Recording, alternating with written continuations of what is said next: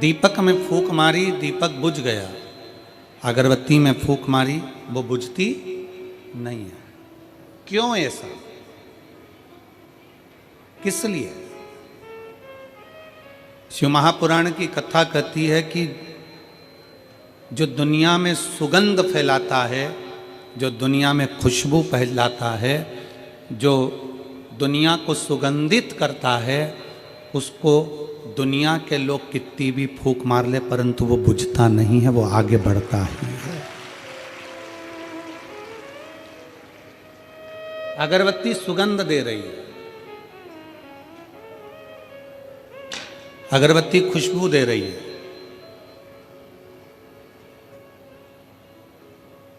संत तुकाराम जी, संत नामदेव जी, मीराबाई, कर्माबाई, प्रहलाद जी, ध्रुव जी, मुक्ताबाई, रामकृष्ण परमहंस जी, चैतन्य महाप्रभु जी, श्रीमद् वल्लभाचार्य जी, श्री रामानुजाचार्य जी, श्री निम्बारकाचार्य जी, जगतगुरु श्री शंकराचार्य जी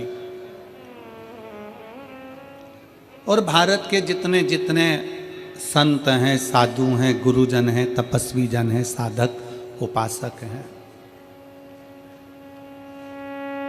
ये वो अगरबत्ती हैं जो संसार में सनातन धर्म की, भगवत धर्म की, भगवत भक्ति की, राम भक्ति की, कृष्ण भक्ति की, शिव भक्ति की, देवी की भक्ति की अलग जगह है।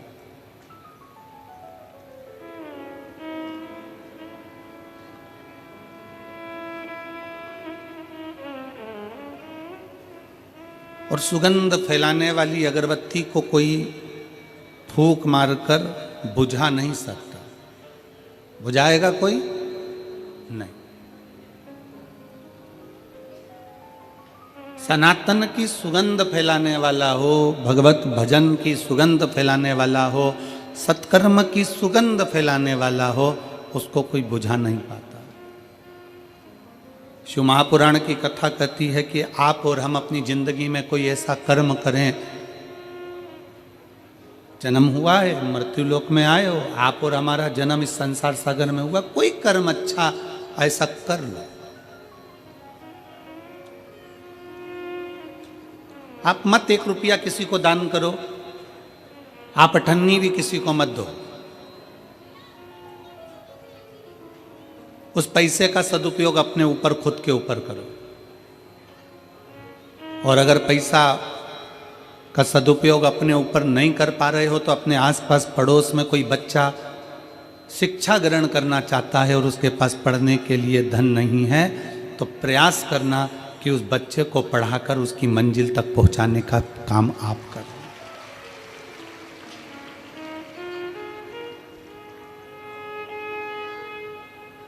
आप मत दो किसी को कुछ।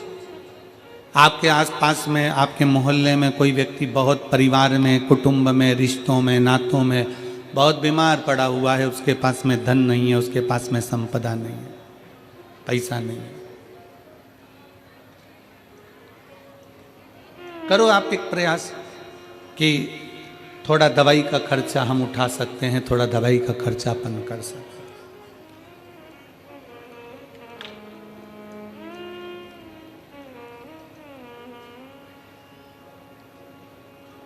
एक मौका परमात्मा सबको देता है, बस उस मौके का सदुपयोग आपको और हमें करना। मेरठ वालों को भी ये मौका मिला है 7 दिन की शिव महापुराण की कथा श्रवण करने का। आज 5वां दिन है, कल कथा का 6ठा दिन होगा। कल कथा का 6ठा दिन शिव महापुराण में शिवरात्रि के रूप में रहता है।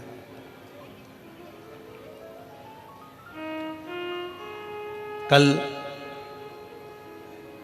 मेरठ के आसपास का क्षेत्र हो, चाहे मेरठ क्षेत्र हो, चाहे उसके आसपास के लोग हों, सब कल अपना अपना डेरा डम्बर ले लेकर आ जाते हैं और दिन में कथा सुनकर, रात्रि विश्राम कर कर, बाबा का भजन कर कर, दूसरे दिन सुबह 8 बजे से 11 बजे तक की कथा श्रवण कर कर सब अपने अपने गंतव्य की ओर बाबा से झोली भर कर ले जाते हैं।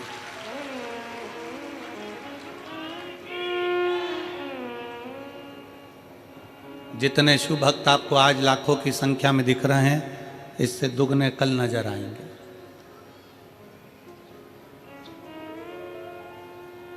क्यों? क्योंकि महीने में एक शिवरात्रि पड़ती है, वर्ष में 12 शिवरात्रि पड़ती है। परशु महापुराण की जो शिवरात्रि होती है, 7 दिन की कथा में छठे दिन की शिवरात्रि, 5 दिन की कथा में चौथे दिन की शिवरात्रि इतनी मूल मानी जाती है कि लोग उस भाव से उस कथा को श्रवण कर कर दूसरे दिन भगवान से झोली भरकर मांग कर अपनी झोली भरकर चले जाते हैं और 3 महीने में फिर कथा के पंडाल में पहुंच जाते हैं। एक मौका देता है भगवान, एक मौका।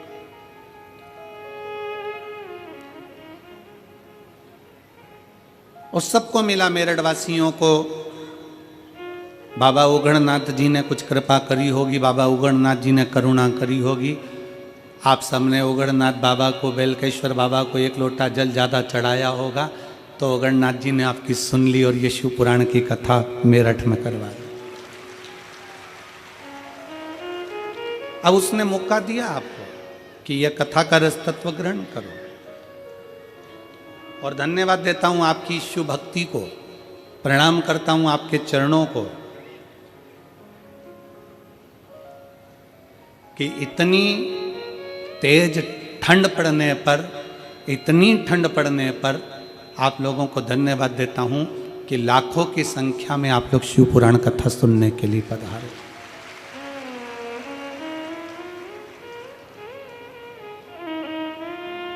ये अविरल भक्ति है आपकी। भगवान शंकर की अविरल भक्ति आपके भीतर, आप उतारिए उसको। एक चींटी से हमको बहुत कुछ सीखने को मिलता है। एक चींटी सामूहिकता में रहती है, एक साथ रहती है, कतारबद्धता में चलती है और मिट्टी में भी, कचरे में भी अगर शक्कर का कण पड़ा होता है तो चींटी उसको उठा लेती है।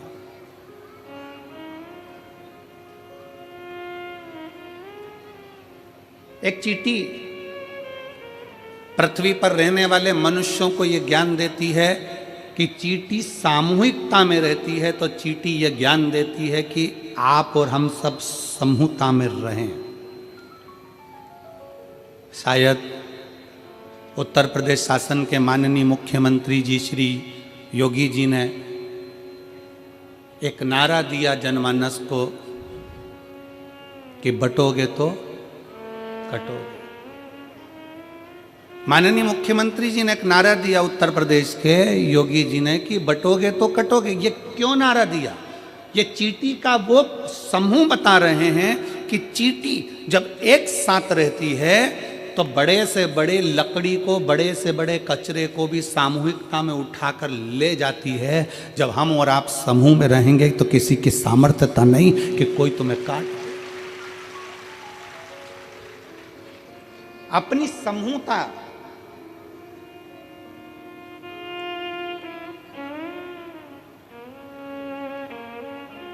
अच्छा हम आपसे पूछे, मेरी जीजियां बैठी हैं, मेरे जीजा बैठे हैं, मेरी माताएं बैठी हैं, मेरे भाई बैठे हैं, बेटियां बेटे बैठे हैं, हम आपसे एक बात पूछते हैं कि पहले घर परिवार बहुत बड़ा होता था, 4-5 मामा चाचा काका बुआ फूफा इतने बड़े होते थे, तो मोहल्ले में किसी की हिम्मत नहीं होती थी कि वो उससे झगड़ा कर ले। बोलो सही है कि गलत है? अरे जम के तो बोलो जरा, क्यों नहीं झगड़ा करते थे? अरे वो 6 भाई हैं और उसकी 4 बहनें बहुत तेज, और उसकी बुआ वहां रहती है बहुत तेज, और बुआ के बच्चे और तेज। पूरे जगह में सूचना रहती थी कि साहब इतना बड़ा परिवार, इतना बड़ा कुटुंब है, इतने सारे लोग हैं, तो इनसे कोई भिड़ता नहीं था।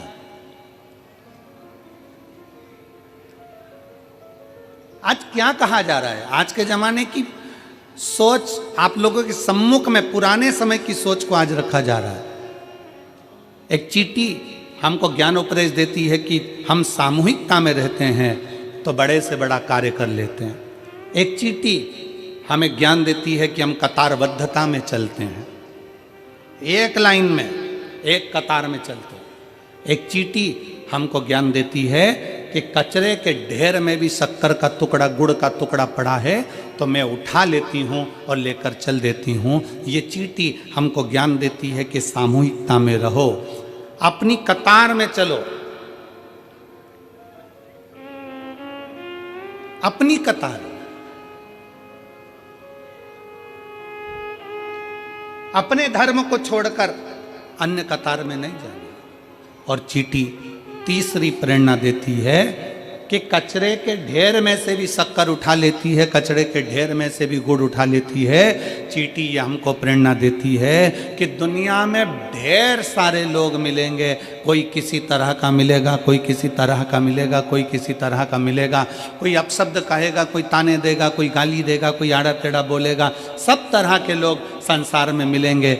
शिव महापुराण की कथा और चींटी का चरित्र कहता है कि कचरे के ढेर में से शक्कर उठा लो, उसी तरह संसार के लोगों में से जो तुमको अच्छा लगे उसकी अच्छाई को ले लो और उसकी बुराई को वहीं छोड़ दो। आप अच्छाई ग्रहण करो ना, हम अच्छा तो ले ही नहीं पा रहे।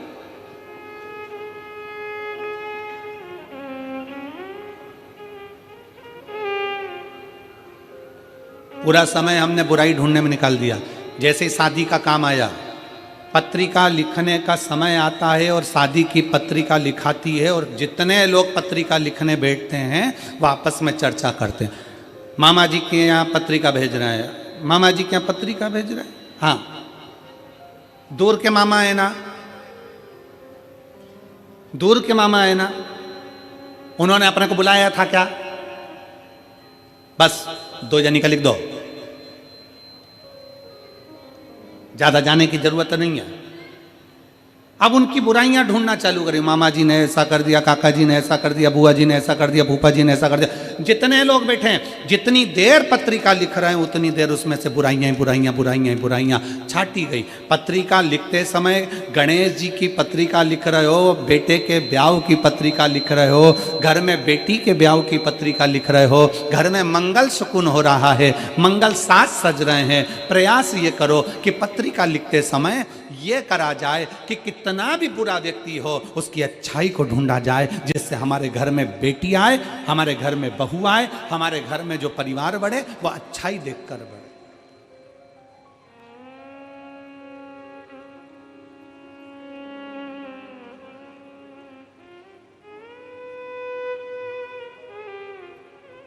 हम श्रेष्ठता देखें, चींटी की सामूहिकता,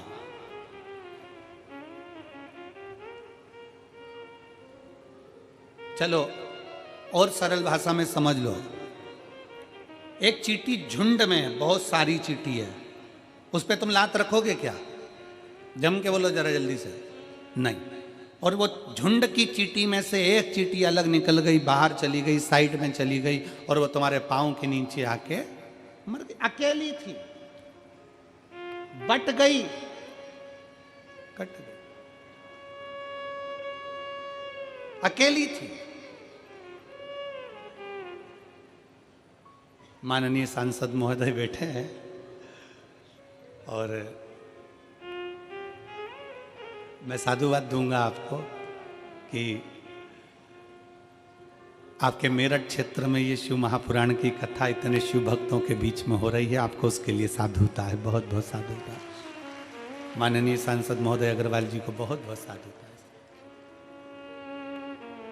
चींटी का झुंड है, उस पर पाँव नहीं रख पाओगे क्योंकि तुम्हें लगेगा कि इतनी सारी चींटियां हैं, नहीं, काट लेगी, आ जाएगी। और अकेली है, पाँव रखा गया, चलेगा, समाप्त हो।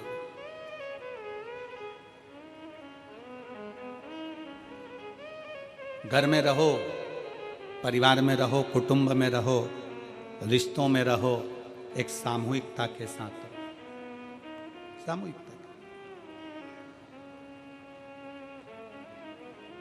अभी महाराज जी पूरे भारत की ही नहीं, हम विदेश तक की कहेंगे, जो मेरी बहुएं, बेटियां और माताएं सीरियल देखती थी ना, जो टाइम मिल जाता था उस टाइम में, महाराज जी आज की ये स्थिति है कि किसी घर में सीरियल चले ना चले पर शिव महापुराण की कथा जरूर चले। ये शिव कथा। पहले लोगों को सीरियल का इंतजार रहता था कि सीरियल आएगा, उसमें ये बोलेगी, उसमें वो बोलेगी, इसमें ये होगा, उसमें वो होगा। पर अब लोगों को इंतजार रहता है शिव महापुराण की कथा कहाँ से आ रही आ रही है, सुनना। कितने साल से सुन रहे हैं? ये मेरी माताएं बैठी है, कोई को 5 साल, कोई 10 साल, कोई 8 साल, कोई 7 साल, कोई 6 साल, कोई 4 साल, सबको सुनते सुनते हो गए। उसके बाद भी उनके अंदर इतनी ऊर्जा, इतनी एनर्जी, उनके अंदर ऐसी ज्योति शंकर भगवान ने ऐसी भर दी है कि वो हर पंडाल में पहुंचने की कामना करती हैं कि बाबा हमको कथा के पंडाल में पहुंचा। अब जिनके पाँव में तकलीफ हो रही हो, घुटने में तकलीफ हो रही, आज हमको बहुत अच्छा लग रहा है। ईमानदारी की बात बताएं किस चीज के लिए? ये बीच वाले जितने बैठे हैं ना, सब कुर्सी से नीचे है।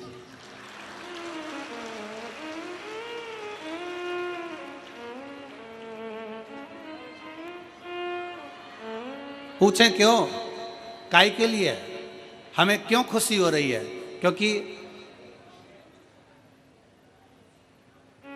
शिव महापुराण की कथा में कई माताएं ऐसी आती हैं जिनके घुटने में बहुत दर्द होता है, और हम भी प्रार्थना करते हैं भोले बाबा से कि बाबा जी, हे मेरे शंकर, ऐसी कृपा करना, जितने पंडाल में आए हैं सबको स्वस्थ रखना, इनकी जो जो तकलीफ होना मेरे शंकर वो सब खींच ले। अब आज जितनी नीचे बैठी है ना, इनको देखकर इसलिए प्रसन्नता हो रही है क्योंकि मेरे बाबा ने आज इतने सारों का घुटना एक साथ ठीक कर दिया।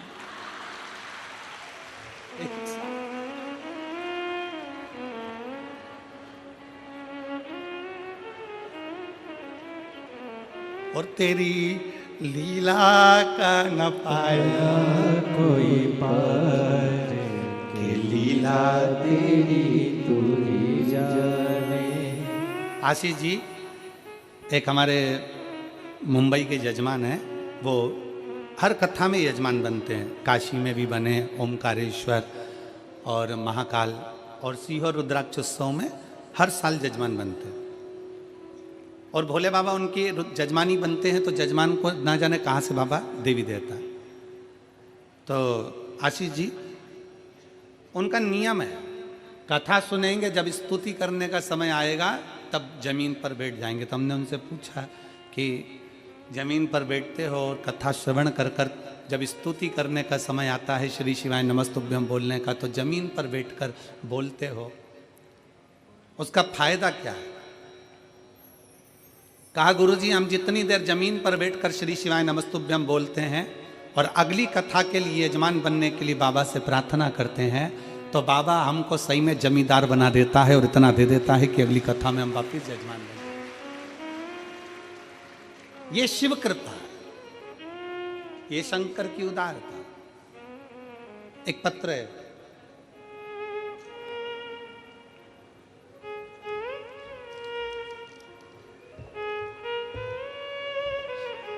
मैं दुजाना निवासी सुनीता शर्मा, गौतम बुद्ध नगर, ग्रेटर नोएडा से हूँ। कहीं बैठी हों तो हाथ हिला सकती हैं। मैं दुजाना निवासी सुनीता शर्मा, गौतम बुद्ध नगर, पत्र को आप लोग एलईडी पर पढ़ सकते हैं, गौतम बुद्ध नगर, ग्रेटर नोएडा से हूँ। गुरुजी, मैं आपकी कथा 2021 से सुन रही हूँ। अगर कहीं बैठी हों और आई हों, बच्चे को लाई हों तो लेकर आ सकती हूँ व्यासपीठ के। आपकी कथा 2021 से सुन रही हूँ। एक लोटे जल का क्या वर्णन करूं गुरुदेव। शादी को 19 वर्ष निकल चुके थे और 19 वर्ष से कोई संतान नहीं थी। सभी डॉक्टरों को दिखाया पर कोई लाभ नहीं हुआ।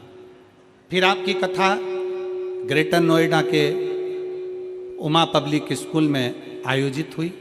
वहाँ रोज कथा सुनने गई और बाबा से अर्जी लगाती, बैठती और बाबा से विनय करती, बाबा तूने सबकी झोली भरी है तो मेरी भी तो भरो।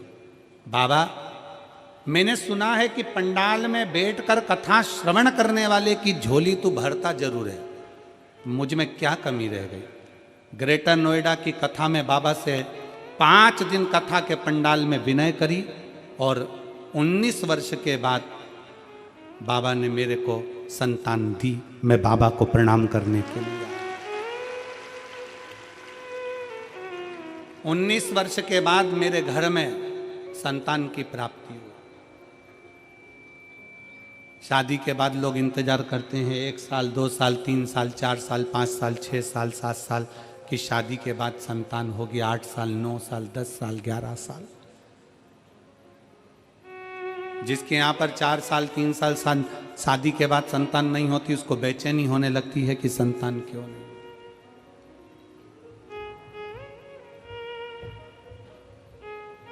5 साल, 6 साल, 7 साल, 8 साल, 10 साल, 15 साल, 16 साल, 17 साल, 18 साल, 19 साल जिसकी शादी को हो गए हों और औलाद का सुख नहीं होगा, तो विचार करना क्या उसने कितना डॉक्टरों का इलाज कराया, कितनी जगह गई, कितनी जगह गोदी भरवाई होगी, कितनी जगह झोली भरवाई होगी, कितनी जगह जाकर विनय करा होगा, निवेदन करा होगा।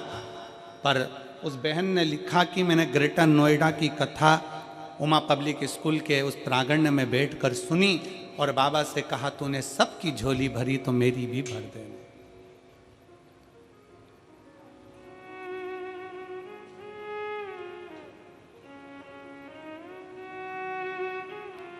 फिर खाली ना जाता कोई दर से तुम्हारे, खाली ना जाता दर से तुम्हारे, मैं भी खड़ी हूँ नन्ही बाहें पसारे, अपने हृदय से लगा लो, लगा लो, गिरा जा रहा हूँ, उठा अपने दर से अब तो न टालो, गिरी जा रही हो, उठा लो, उठा लो। आप जिस भाव से भगवान से प्रार्थना करते हो, जिस हृदय से शिव से अपने मन की बात करते हो, इस कथा में हमारा एक नियम है हर कथा का कि अपने डेरे से जहाँ हम ठहरते हैं वहाँ से चलकर जहाँ कथा स्थल पर आते हैं, दोनों जगह हर जगह एक ही बात जरूर करते हैं, ए बाबा किसी स्त्री की गोदी खाली मत रखना और किसी पुरुष की जेब खाली मत रखना। स्त्री की गोद खाली रहती है तो उसको भी बहुत सुनना पड़ता है, और पुरुष की जेब खाली रहती है तो उसको भी बहुत धक्के खाना पड़ता है। उसको खाली ना रखिए।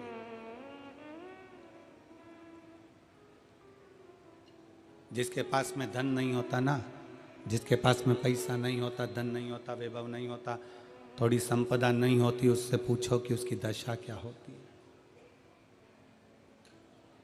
अपने भी साथ छोड़ देते हैं, अपने भी पीछे हट जाते हैं। धन के साथी हजारों हैं, धन नहीं तो कोई नहीं। सुख के साथी हजारों हैं, जब दुख पड़ा तब कोई नहीं। वाहवारी दुनिया मतलब की दुनिया में किसी का कोई नहीं।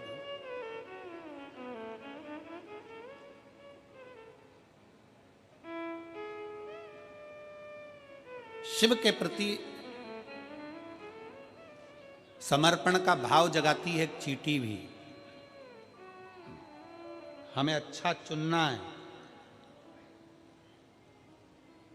सरोवर पर हंस भी बैठ रहा है और कौवा भी बैठ रहा है। हंस भी बैठ रहा है और कौवा भी सरोवर पर बैठ रहा है। कौवा मोती नहीं चुनेगा, हंस मोती चुन लेगा। आप अच्छा चुनो, अच्छा देखिए, अच्छा करिए, अच्छा समझिए। और फिर निवेदन है, दिया बुझाया जा सकता है पर अगरबत्ती नहीं बुझा सकते। फूंक से नहीं बुझा सकते। आप उस अगरबत्ती को फूंक से नहीं बुझा सकते, क्योंकि वो सुगंध दे रही है, वो खुशबू दे रही है।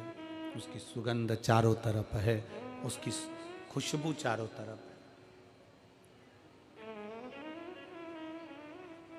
भारत के जितने संत हुए, साधु हुए, सन्यासी हुए, तपस्वी हुए, साधक हुए, उपासक हुए, इन्होंने करा क्या? इन्होंने सुगंध फैलाई है।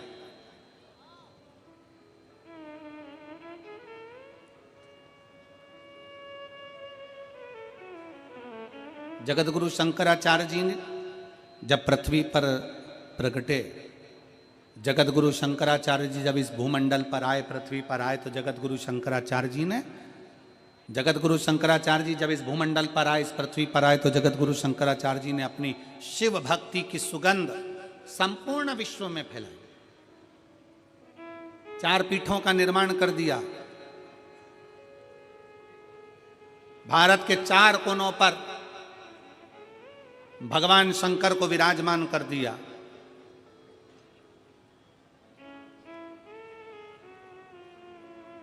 कहीं रामेश्वर है, कहीं सोमनाथ है, कहीं केदारनाथ है, कहीं स्वयं मेरा शिव महाबलेश्वर के रूप में विराजमान है। 4 कोनों पर, 4 जगह पर भगवान शंकर को विराजमान करा, 4 पीठ का निर्माण करा। शंकर भगवान 4 जगह पर विराजमान हो गए। 4 स्थान ऐसे नियुक्त कर दिए जहां शिव बैठा।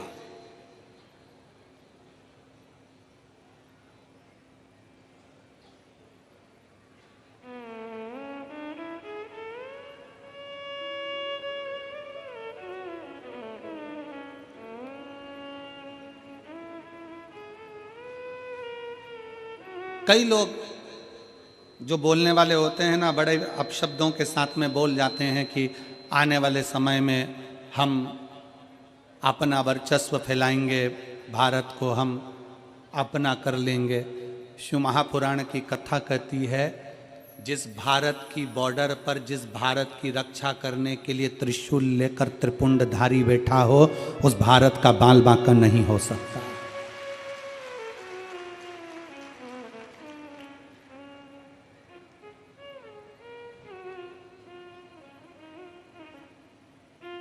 उस भारत का बाल बांका नहीं हो सकता जहां पर त्रिपुंडधारी, त्रिशूलधारी, त्रिनेत्रधारी शंकर चारों तरफ बैठे हैं। कहीं केदार के रूप में, कहीं सोमेश्वर के रूप में, कहीं रामेश्वर के रूप में, कहीं महाबलेश्वर के रूप में। 4 स्थान पर मेरा शंकर अगर विराजमान है, चारों तरफ से वो बॉर्डर के ऊपर बैठा हुआ है रक्षा करने की।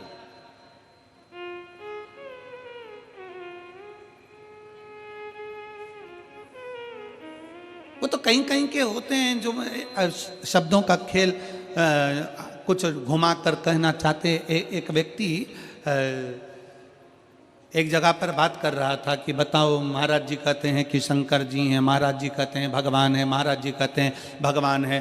शंकर जी को 1 लोटा जल चढ़ाओ, शिव जी के मंदिर जाओ, भगवान की भक्ति करो, भगवान की उपासना करो, भगवान की विरल भक्ति को धारण करो, भगवत भजन करो।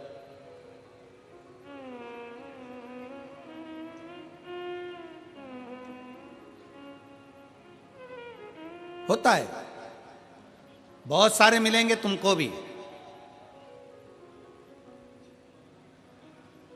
आप जिस जगह पर रहते हो ना, मेरठ की पवित्र भूमि पर, ओगड़नाथ जी की भूमि पर, वीरों की भूमि पर, क्रांतिकारियों की भूमि पर, बेलकेश्वर महादेव की भूमि पर, जहां आप निवास करते हो, ऐसा नहीं कि आपको नहीं मिलते होंगे, आपको भी मिलते होंगे। भारत में ऐसे बहुत सारे लोग हैं जो दिन भर परमात्मा की बुराई में, भगवान की निंदा में लगे हुए हैं। क्यों जाते हो शंकर जी के मंदिर? क्यों चढ़ाते हो 1 लोटा जल? क्या होगा शंकर जी को जल चढ़ाने से? क्या होगा शिव की स्तुति करने से? क्या होगा शंकर का भजन करने से? क्या होगा शिव पुराण सुनने से? भगवान तो है ही नहीं। कहां है भगवान? एक व्यक्ति एक नाई की दुकान पर गया कटिंग करवाने के लिए, दाढ़ी बनवाने के लिए। नाई कटिंग कर रहा था, दाढ़ी बना रहा था। दाढ़ी बनाते बनाते, मसाज करते करते, दाढ़ी बनाते बनाते नाई ने बात छेड़ दी राजनीति की। अब फ्री रहते हैं तो कभी कभी राजनीति की बात का भी क्रम आ जाता है। अब नाई ने राजनीति की बात छेड़ी, राजनीति के बाद राजनीति चालू होते होते होते होते फिर धर्म नीति पर आ गई। अब राजनीति चलते चलते चलते चलते वो बात घूमते घूमते धर्म पर आ गई, और धर्म पर आई तो कटिंग करने वाला कहने लगा भगवान तो है ही नहीं, भगवान तो होते तो इतने सारे लोग संसार में दुखी हैं, भगवान इनका दुख काटने क्यों नहीं जाते, शंकर भगवान तो है ही नहीं, जबरदस्ती वो सियोर वाला महाराज लगा रहता है कि शंकर जी की आराधना करो, जबरन लगा। भगवान तो है ही नहीं, भगवान होते तो इतने सारे का दुख नहीं काट देते, भगवान होते तो इतने सारे की तकलीफ नहीं काट देते। नाई बोलने लगा, कटिंग करवाने वाला कटिंग करवा रहा था, दाढ़ी बनाने वाला दाढ़ी बनवा रहा था। अब कटिंग पूरी हो गई, कटिंग करवाने वाला उठा, वो शंकर जी को बहुत मानता था, निंदा नहीं सुन पाया और उसके मन में गुस्सा भरा गया। गुस्सा भरा गया इसका मतलब ये नहीं कि गाली दे देगा, गुस्सा भरा गया इसका मतलब नहीं कि अपशब्द कर देगा। उठकर बाहर जाने लगा। जैसे ही बाहर जाने लगा, उसका पैसा देकर बाहर निकलते से ही उसने तुरंत नाई को बुलाया और बुलाकर कहा, सामने एक व्यक्ति निकल कर जा रहा है, उसके बड़े बड़े बाल हो रहे हैं, भिखारी जैसा लग रहा है, गंदा सा दिख रहा है। नाई से कहा इसके कटिंग कर दे, इसके बाल काट दे, इसकी दाढ़ी बना दे। नाई बोला काय को बनाऊं, मेरी चौखट पर आए, मेरी दुकान पर आए, मुझसे कहे कि कटिंग करो तो कटिंग करूंगा, मेरे से कहे दाढ़ी बना तो दाढ़ी बनाऊंगा, मैं क्या इसके पीछे पीछे जाकर बनाऊंगा, मैं क्या इसके पीछे पीछे जाता रहूंगा। मेरे पास आकर बोलेगा तो कटिंग करूंगा, मेरे पास आकर बोलेगा तो दाढ़ी बनाऊंगा, मैं किसी के पीछे पीछे जाकर कटिंग और दाढ़ी नहीं बनाता। बस उस व्यक्ति ने नाई से कहा कि अभी तुम कह रहे थे कि भगवान जाकर इनके दुख काट दे। उस व्यक्ति ने नाई से कहा कि जैसा तू कह रहा है कि मेरी चौखट पर आएगा तो कटिंग करूंगा, मेरी चौखट पर आएगा तो दाढ़ी बनाऊंगा, भगवान भी यही कहता है। भगवान भी यही कहता है कि तू मेरे पास आ, भगवान भी यही कहता है तू मेरी चौखट पर आ, भगवान भी कहता है तू मेरे दरवाजे पर आ, अगर तू मेरे दरवाजे पर आएगा तो मैं तेरा दुख काटूंगा जरूर। जैसे नाई की दुकान पर जाओगे तो बाल काटेगा, उसी तरह कपड़े की दुकान पर जाओगे तो कपड़ा भी वो काटेगा, मना नहीं है। उसी तरह उस परमात्मा के दरवाजे पर जाओगे, एक लोटा जल लेकर शंकर जी की शरणागति में जाओगे, एक लोटा जल लेकर शंकर जी के पास में पहुंचोगे, एक लोटा जल लेकर शिव की स्तुति करने जाओगे, उसकी दरवाजे पर एक लोटा जल समर्पित करने के लिए जाओगे, तो ये निश्चित है वो दुख काटेगा जरूर। सारी समस्या का हल एक लोटा जल। आ जाओ, दुख क्यों ना काटेगा, काटेगा।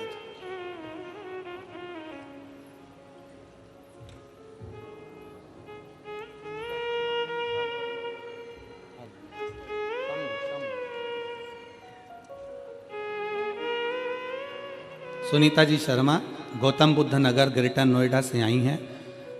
19 साल के बाद संतान की प्राप्ति हुई है। 19 साल के।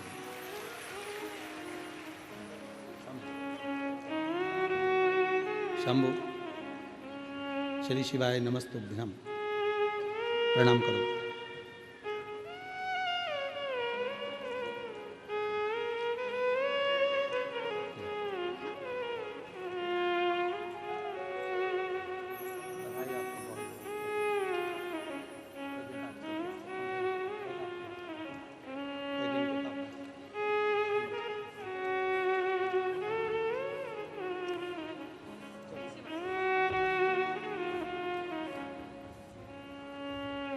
उन्नीस वर्ष के बाद संतान की प्राप्ति हुई। एक बार जोरदार ताली बजाकर स्वागत, वंदन, अभिनंदन। शिव तत्व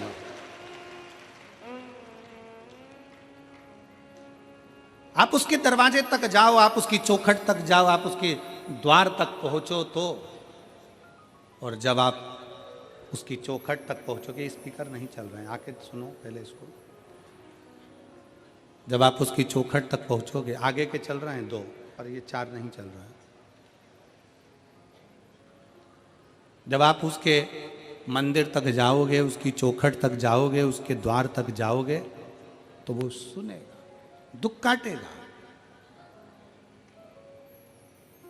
जाना पड़ेगा।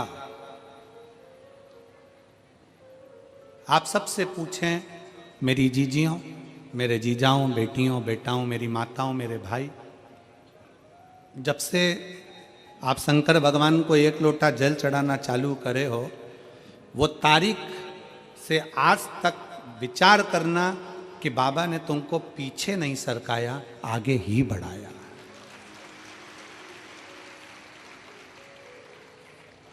तुम्हें पीछे नहीं सरकाया, बाबा ने तुमको आगे ही बढ़ाया, नजदीक लेकर आए, अपने करीब लेकर आए। और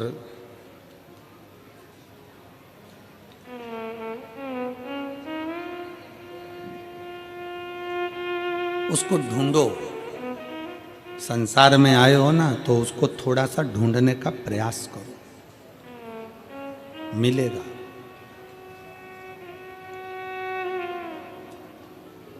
जिस दिन कथा सुनने को ना मिले, जिस दिन शंकर जी के मंदिर में 1 लोटा जल चढ़ाने नहीं जा पाओ और तुम्हारे दिल में अगर बेचैनी हो, तो समझ लेना कि तुम शंकर की बेटी और बेटे हो गए, तुम शिव के बेटे। क्योंकि उससे मिले बिना तो एक क्षण नहीं रह पाता, एक क्षण।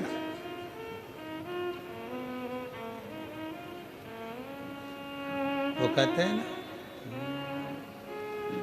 फूलों की कलियों में, काशी की गलियों में, तेरे बिना कुछ कहीं ना, तेरे बिना भी क्या जीना, ओ शंभू रे, तेरे बिना भी क्या जीना, ओ बाबा रे, तेरे बिना भी क्या जीना। फूलों की कलियों में, काशी की गलियों में, फूलों की कलियों में, काशी की गलियों में, तेरे बिना कुछ कहीं ना, तेरे बिना भी क्या जीना, ओ शंकर रे, तेरे बिना भी क्या जीना, ओ शंभू रे, तेरे बिना भी क्या जीना। शंकर के बिना जिस दिन तुम जल चढ़ाने नहीं जा सकी, जिस दिन तुमने मोबाइल पर या टीवी पर कथा नहीं सुनी, उस दिन तुम्हारे मन में अगर बेचैनी हो रही है, मंदिर जाने की तड़प उत्पन्न हो रही है, जिस दिन तुम्हारे भीतर भगवान से मिलन की तड़प उत्पन्न हो रही है, समझ लेना कि तुम शंकर की बेटी और बेटे बन गए हो। उसके बिना तुम रह नहीं पा रहे हो, उसके बिना तुम रह नहीं पा रहे हो। ये तड़प भीतर की है, ये तड़प अंदर की। एक पत्र है,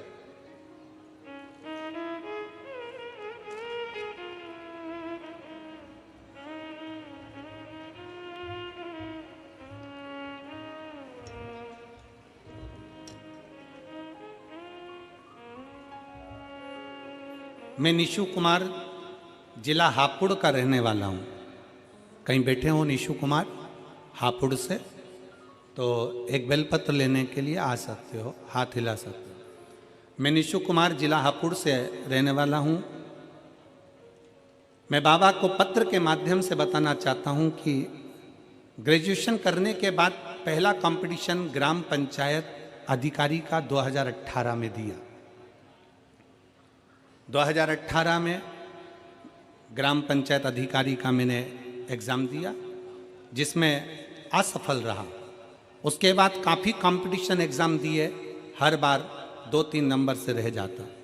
मेरी माता शिव मंदिर जाती थी, किसी ने उनसे शिव पुराण कथा के बारे में बताया और माता टीवी के माध्यम से कथा सुनने लगी।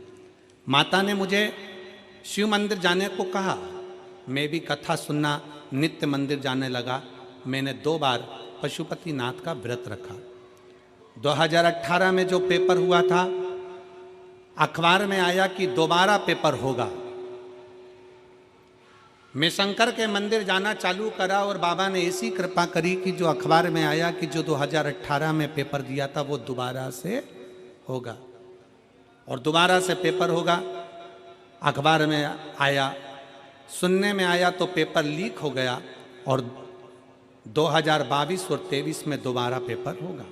मैंने महादेव से कहा, प्रभु इस पेपर में ज़रूर मुझे पास कर देना। मैंने अपनी पढ़ाई को तेज कर दिया। जैसा गुरुजी आप कहते हो कि कर्म प्रधान है, अभी तक जितने पढ़े उससे 4 गुना पढ़ाई करो। अभी तक जितनी मेहनत करी उससे 4 गुना ज़्यादा मेहनत करो। अभी जितना पढ़ रहे हो इससे 4 गुना ज़्यादा पढ़ो, अच्छी मेहनत करो। अभी तक जितना पढ़ा उससे अधिक गुना पढ़ो। और हमने पढ़ाई को तेज कर दिया।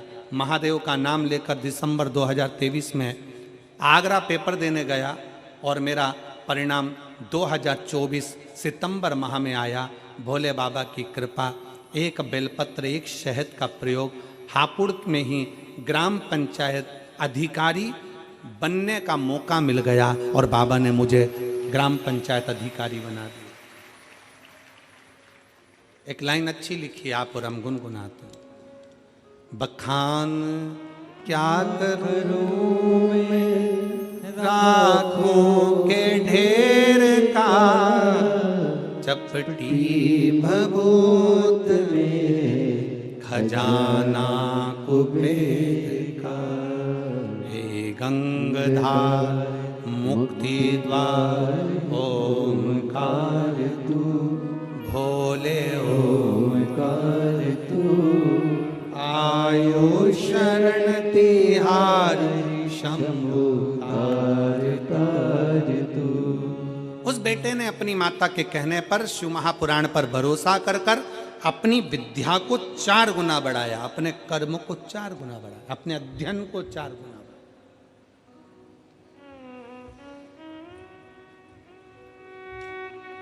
आप शंकर भगवान को शहद लगा के बेलपत्री लगाओ, पर साथ में अपने अध्ययन को बढ़ाओ। दुनिया के लोगों ने बेलपत्री और शहद को हंसी के पात्र में लिया, पर उनसे पूछो जो शहद और बेलपत्री लगाकर अपने विद्याध्ययन को जो प्रबल कर कर जाते हैं तो बाबा कितनी कृपा करता है। पहले दुनिया के लोगों ने हंसी में लिया कि 1 लोटा जल सारी समस्या का हल, ये क्या हो सकता है। पर ये इतने इतने पत्र जो नीचे भरे पड़े हैं, पत्रों की कोई संख्या कम है हापुड़ नगर में? जरा देखे,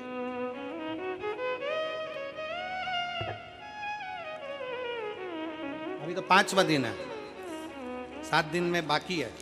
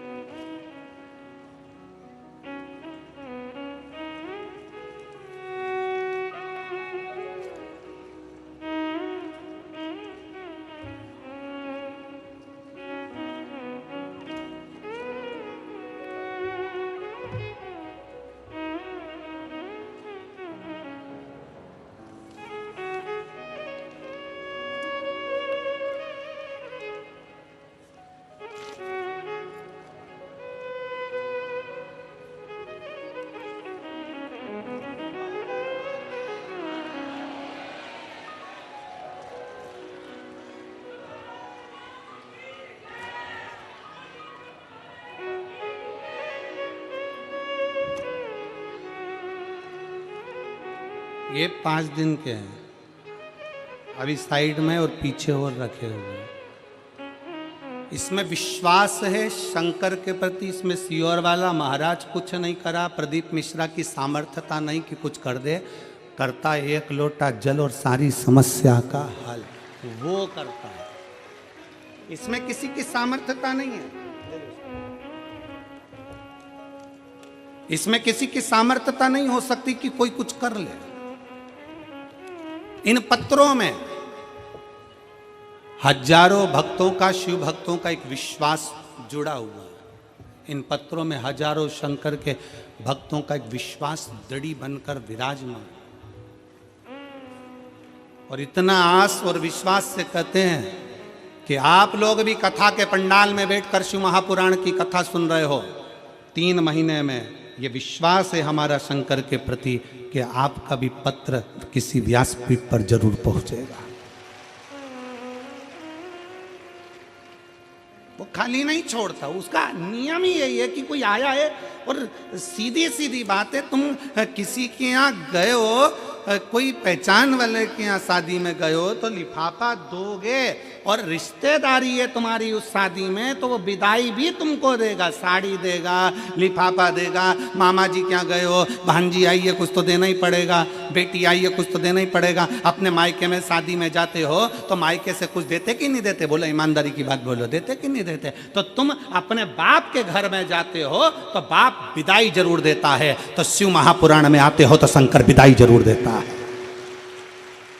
इसीलिए छठे दिन की कथा और 7वें दिन की कथा लोग झोली फसार पसार कर आते हैं कि हमें देगा, हम बाप के घर पर जा रहे हैं, अपने पिता के दरवाजे पर जा रहे हैं। इसलिए छठा और 7वां दिन लोग झोली पसार कर मांगने के लिए आते हैं कि बाप खाली नहीं छोड़। मेहमान जाते जाते बच्चों के हाथ में 200-500 रुपए देकर जाते हैं, और मेरा भोले बाबा, मेरा शंकर, मेरा त्रिकालदर्शी कैलाशी जाते जाते शिव पुराण का कुछ ना कुछ तुमको देकर जाता है, झोली भर कर चला जाता, खाली नहीं छोड़ता। फूलों की कलियों में, काशी की गलियों में, फूलों की गलियों में, काशी की गलियों में, तेरे बिना कुछ कहीं ना, तेरे बिना भी क्या जीना, ओ बाबा रे, तेरे बिना भी क्या जीना, ओ शंभू रे, तेरे बिना भी क्या जीना।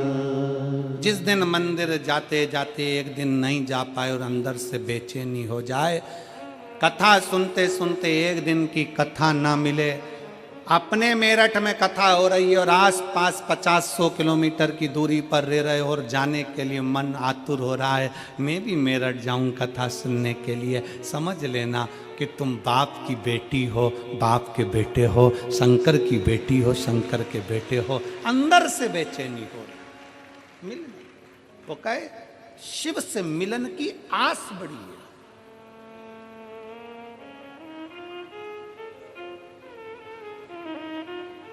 शिव से मिलन की आस, विश्वास की प्रबलता बड़ी है।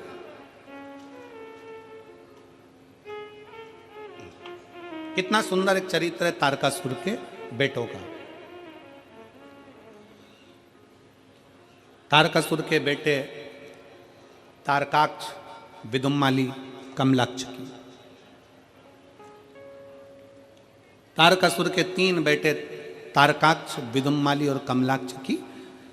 जब पिता तारकासुर मर गए, तारकासुर के प्राण छूट गए, तो तारकाक्ष, विदुम्माली और कमलाक्ष की तीनों ने विचार करा कि मरना तो हमको भी है, प्राण तो अपने भी जाना है। हमारे पिताजी ने, तारकाक्ष, विदुम्माली और कमलाक्ष की तीनों कहते हैं कि हमारे पिताजी तारकासुर ने वर में मांगा था कि मैं शंकर जी के पुत्र के द्वारा मरूं। उनको भगवान शंकर का विवाह देखना था और उनके बेटे का द्वारा प्राण छूटना थे, उनका दर्शन करना था। उनको मरना, उन्होंने तारकासुर ने शंकर भगवान के पुत्र द्वारा मेरे प्राण छूटे, क्योंकि तारकासुर ये चाहते थे कि मैं शंकर जी का विवाह देखूं, शिव जी का विवाह देखूं, शंकर भगवान के विवाह का मुझे दर्शन हो जाए। तारकाक्ष, विदुम्माली और कमलाक्ष की तीनों ने ये विचार कर लिया कि पिताजी ने तो कार्तिकेय का दर्शन मांगा था, पर हमें शंकर का दर्शन करना है प्राण छूटते समय। प्राण जाए तब शिव हमारे सामने हो, प्राण जाए तब शंकर हमारे सम्मुख में हो।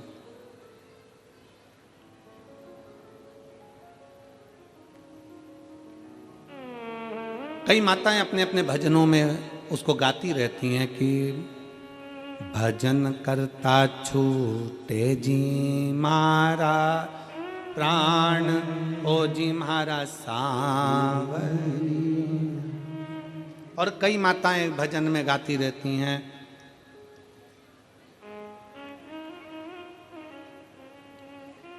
गंगा जी का तट हो, यमुना का बंसी बट हो, मेरा सांवरा निकट हो, जब प्राण तन से छूटे।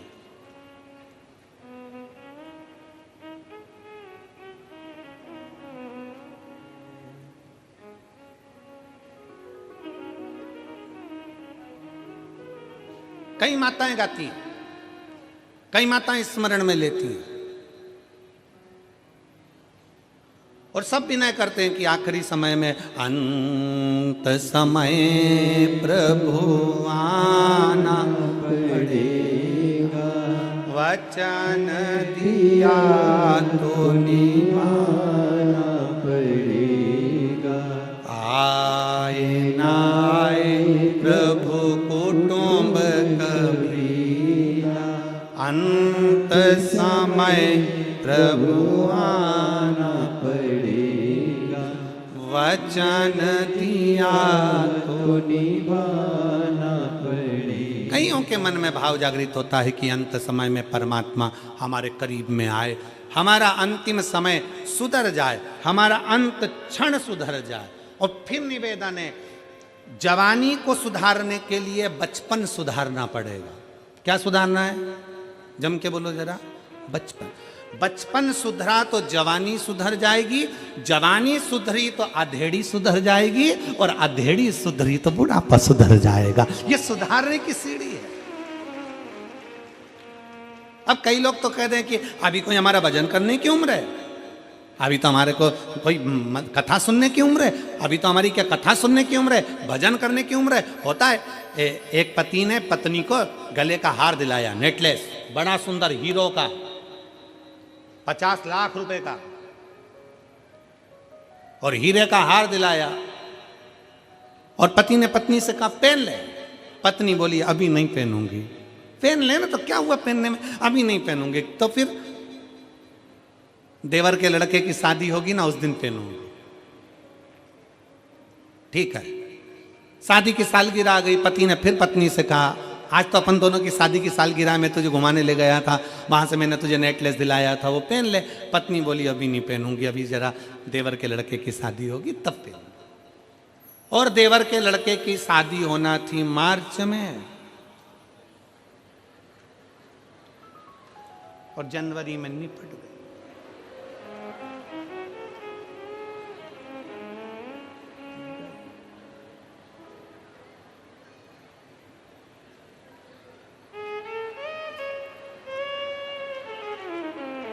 नेकलेस धरा की धरा ही ले गया। चिता पर, अर्थी पर उसको लेटाया गया। सारा श्रृंगार पति कर रहा था, मांग में सिंदूर भर रहा था, हाथ में मेहंदी लगा रहा था, पाँव में महावुर लगा रहा था, बड़ा सुंदर श्रृंगार पति कर रहा था। रोते रोते पति अलमारी में खोल कर नेकलेस लेकर आया।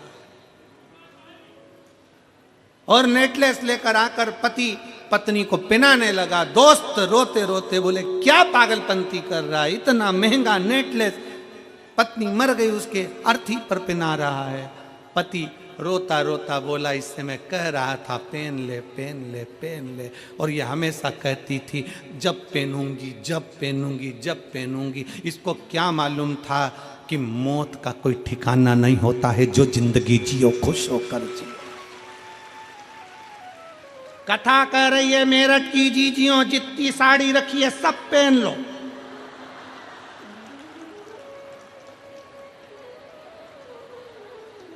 जीवन का किसको ठिकाना। अभी हम सीओर से आ रहे थे तो ये एक भगत ने ये स्वेटर दे दिया। अब स्वेटर दे दिए तो क्या करें, हम तो बगलबंदी पहने। अब वो 3 बार फोन करा आशीष जी को, गुरु जी को बोलो ना स्वेटर नहीं पहना है। अब दिया है पहन लो। कितनी अच्छी अच्छी साड़ियां तुम्हारे पति दिलवाए, तुम्हारे पास में मायके से मिली, यहां से मिली, वहां से, और सब तैयारी में बैठी है। सारी साड़ियों में फाल लगी है, पीको लगी है, सब मैचिंग का सब रखा है, पर अलमारी में रखी है। कई बार तो अलमारी खोलती है तो साड़ी ऊपर से गिरती है, वो कहती है पहनो। साड़ी भी कहती है पहनो, मैं फ्री पड़ी हूं। कब पहनोगी, ऊपर से गिर रही है नीचे तो नहीं पहने। और फिर एक दिन अगर अपन चले गए और जितनी साड़ियां थी बहुओं ने सब बांट ली, और ऊपर जाते जाते अपन यमराज से कह रहे वंस मोर, एक बार फिर छोड़, वंस एक बार फिर छोड़। यमराज के नी छोड़ सकता, इतने में ऊपर जाते जाती बोली मैंने नीले कलर की नी पहनी तो छोड़ छोड़ सकता, छोड़ क्या छोड़ेगा।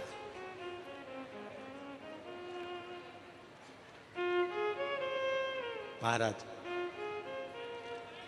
मौका मिला है इसलिए निवेदन करा,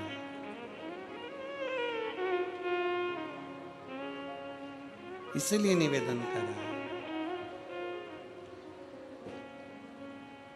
अपनी किस्मत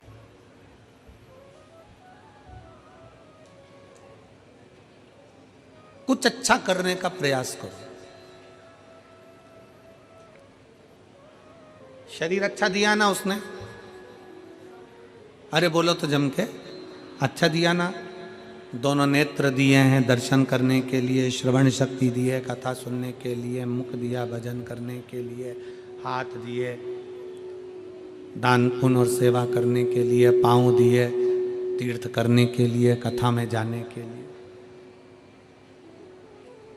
अच्छी बुद्धि दी है। हाँ कभी कभी बुद्धि भी थोड़ी गड़बड़ हो जाती है, ऐसा नहीं कि नहीं होती है।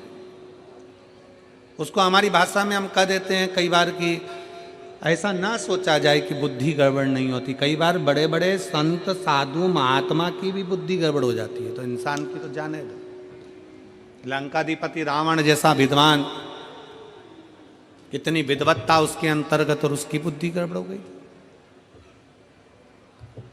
कंस जो विद्वत्ता में भी प्रबल था, उसकी बुद्धि गड़बड़ हो गई थी। हो जाता है कभी कभी। जैसे एक महिला, एक स्त्री, एक नारी रजस्वला होती है, महीने में एक बार नारी रजोधर्म धारण करती है, रजस्वला होती है। और रजस्वला होने पर वो नारी जैसे घर में काम नहीं करती है, पूजन नहीं करती, पाठ नहीं करती, उसी तरह जैसे स्त्री रजस्वला होती है और वो अच्छा कार्य नहीं करती है, उसी तरह मनुष्य की बुद्धि भी महीने 2 महीने में रजस्वला हो जाती है। वो बुद्धि भी काम करना बंद कर देती है। कभी कभी बुद्धि भी काम करना बंद कर देती, बुद्धि भी रजस्वला हो जाती है। अच्छी चल रही है, अच्छा बुद्धि काम कर रही है, अच्छा चित्त लग रहा है, अच्छा कार्य हो रहा है, मालूम पड़े बुद्धि ने काम करना बंद कर दिया, गलत मार्ग पर चली गई। कोई गलत दोस्त मिल गए, गलत मित्र मिल गए, गलत सोच वाले मिल गए, निंदा वाले मिल गए, चुगली वाले मिल गए, बेकार मिल गए।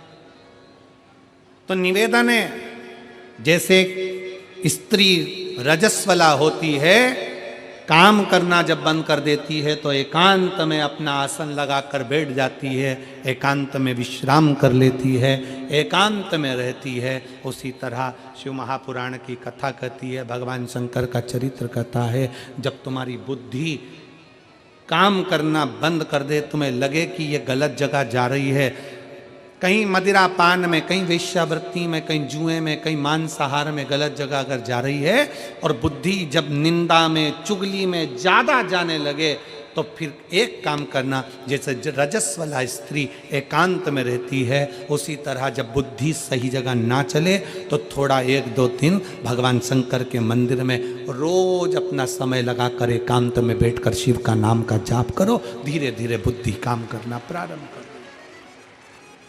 बुद्धि काम करेगी।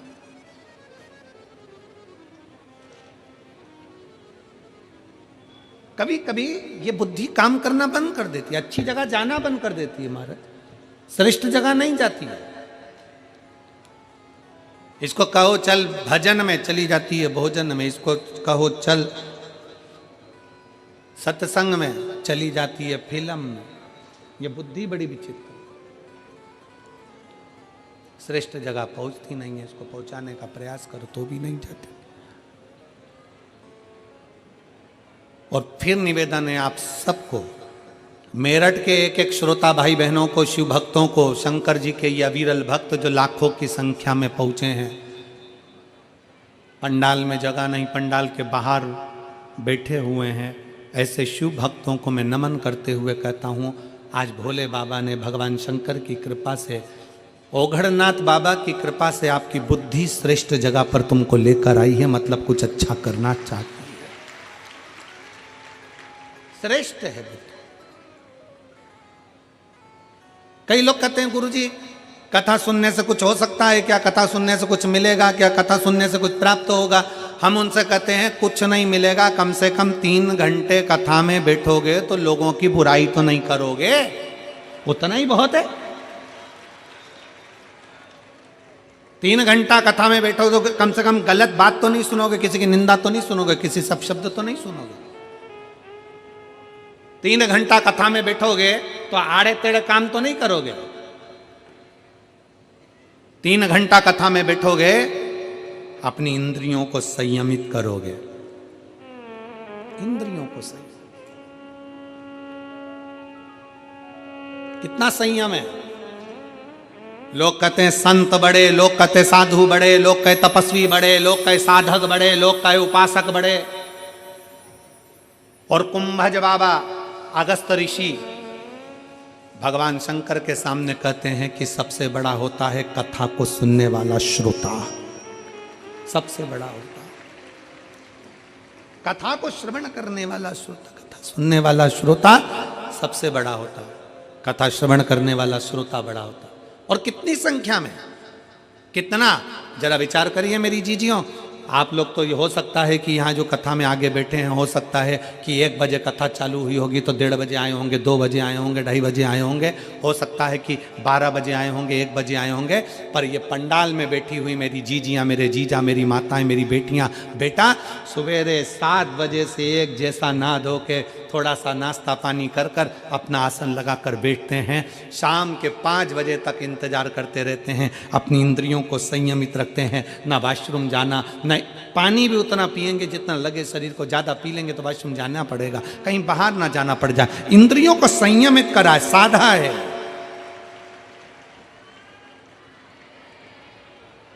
अपनी इंद्रियों को साधा, और इतना साधा इंद्रियों को कि कथा में बैठते हैं उस समय पर अपना चित्त, अपना मन, नयन कथा में, श्रवण कथा में, वाणी कथा में, चित्त कथा में, हृदय कथा में, सब कथा में लगा। क्या मिलता है कथा में जाने से? तो कहा संत साधु हम नहीं बन सकते, हम तपस्वी, हम साधक, हम उपासक नहीं बन सकते, हम बहुत बड़े सन्यासी, साधु, तपस्वी नहीं बन सकते, कम से कम एक श्रेष्ठ श्रोता तो बन सकते हैं, बस इतना बन गए वो भी बहुत है, बहुत। उसके आश्रित तो हो गए।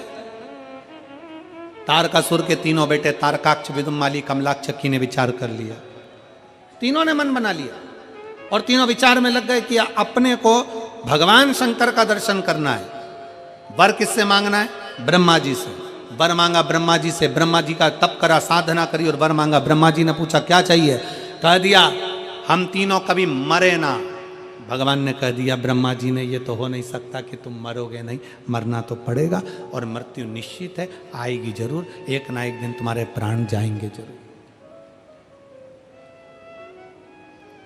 कोई तुमसे कह देना कि मेरे पास आकर बैठ जाओ, मैं तुम्हारे को दुख नहीं आने दूंगा, समझ लेना पक्का बेवकूफ बना रिया है, पक्का बेवकूफ बना। ऐसा हो ही नहीं सकता। संसार में जन्म लिया है तो दुख तो साथ में लिखा कर लाए।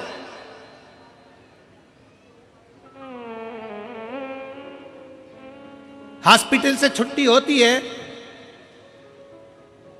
दवाई देकर भेजते कि नहीं भेजते? अरे जम के तो बोलो, आवाज नहीं आई है, जम के बोलो जरा। भेजते हैं। हॉस्पिटल से छुट्टी कर दी और तुमसे कह दिया जाओ अपने घर जाओ, एक भी दवाई नहीं लिखी, एक भी गोली नहीं लिखी, एक भी इंजेक्शन नहीं, पीने की दवाई नहीं, खाने की दवाई नहीं, कुछ नहीं, कोई नियम नहीं कि सुबह खाना कि शाम को खाना, और ऐसे भगा दिया। भगा दिया ऐसा ही नहीं।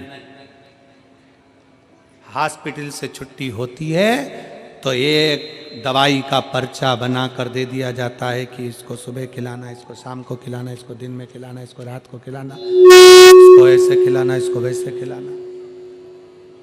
पर्चा दे दिया जाता है दवाई।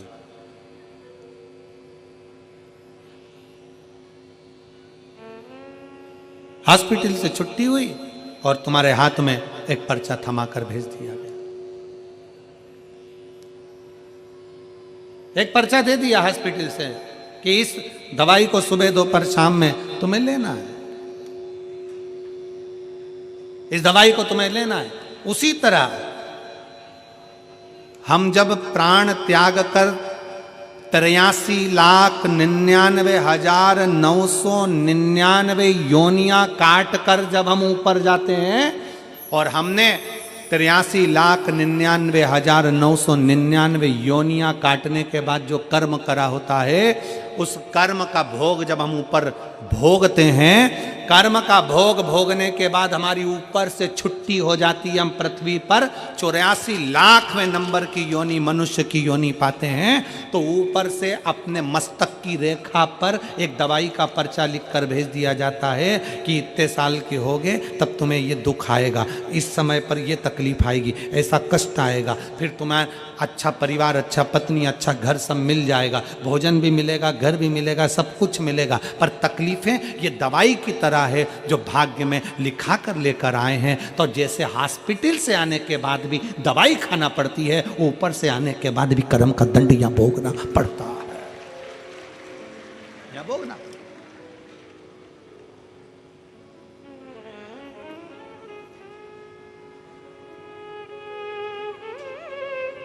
कर्म का दंड यहां भोगना पड़ेगा। मनुष्य देह मिली है, मानव का शरीर मिला, इसको भोगना है। अब कोई तुमसे कह दे कि दुख हमारे पास में आओ, हम तुम्हारा दुख काट देंगे। भगवान राम जी के इतने बड़े बड़े गुरु जी थे, इतने बड़े बड़े गुरु थे, और राम जी को वन जाना था तो भी गुरुओं ने ये नहीं कहा कि हम तुम्हें वन जाने से रोक सकते।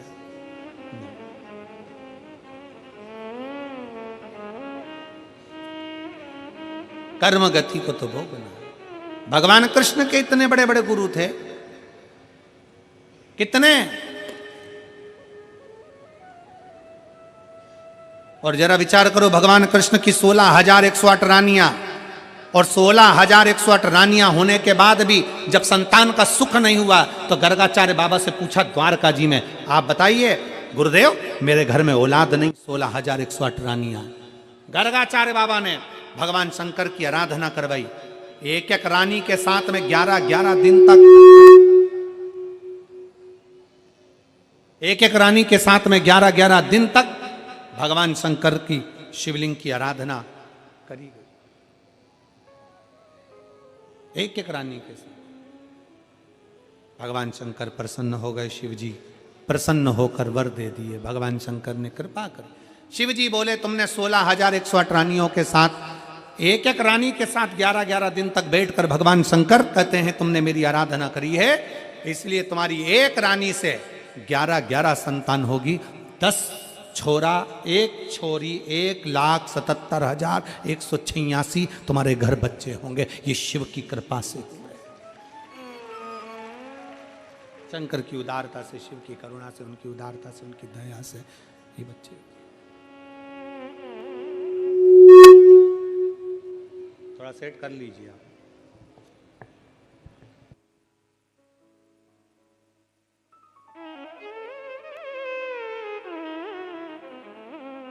सारे मॉनिटर बंद कर दीजिए, फिर भी तो गुनगुन आवाज आ रही है।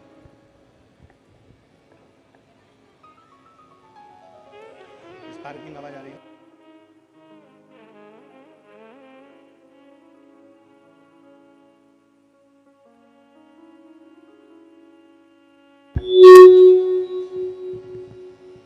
भगवान शंकर की स्तुति, शिव की कृपा। जब मेरे राम जी महाराज ने देखा ये गुनगुन आवाज आ रही है, इसको बंद करवाओ।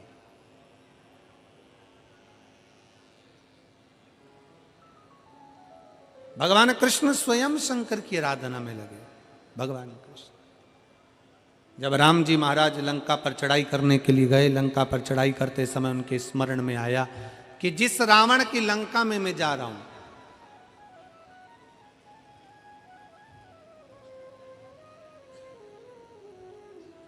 जिस रावण की लंका में मैं पहुंच रहा हूं, वो रावण भी शंकर का भक्त है, शिव का उपासक।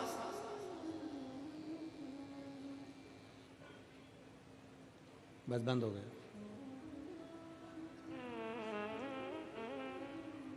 वो रावण भी भगवान शंकर का उपासक है।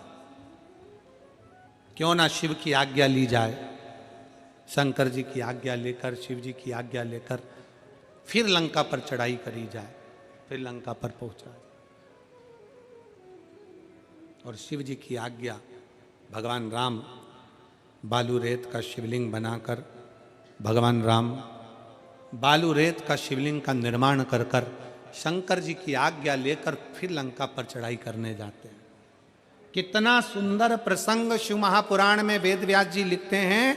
12 ज्योतिर्लिंग में से एक ज्योतिर्लिंग रामेश्वर ज्योतिर्लिंग हमें ज्ञान देता है कि शंकर के भक्त के घर में जाने से पहले भगवान को भी शंकर की आज्ञा लेना पड़ती है कि मैं इसको लेने के लिए जा रहा हूं।